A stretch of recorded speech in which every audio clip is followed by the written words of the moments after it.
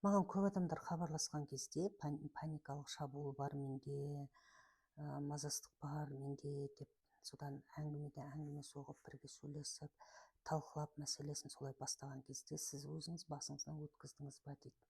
Өйткені кейде жалған осындай ойлар болады, пікірлер. Өйткені тек паникалық шабуылмен ауырған адам ғана басқа адамды түсінеді, сол адам ғана емге алады деген сондай бір түсініктер пайда болады. Сіздерге айтып өтейін, кәсіби психолог міндетті түрде бүкіл проблеманың бәрімен ауырып шығу керек емес басқа адаммен жұмыс жасау үшін.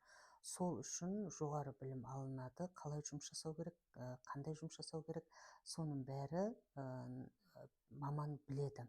Міндетті түрде ауыру керек деген түсінік ол өте жалған түсінік. Ондай түсінікке берілмеңіздер. Ол көп жағдайда кейде даже кәсібиде болмауы мүмкін. Жақсы паникалық шабуылмен адам ауырды, шаршады, ізденді, солай қалай жұмыс жасау керек білді дейік. Ол адам, әр адамның паникалық шабуылы әртүрлі. Ол адам өзіне тиесілі шығу жолын тауып, енді барлығына сол өзі қалай шықты, солай бәріне үйрету, ол біреуіне пайдасы тисе, біреуіне тимей қалуы мүмкін.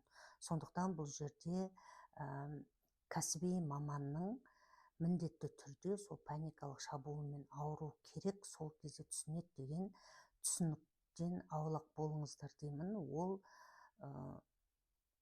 дұрыс емес түсінік.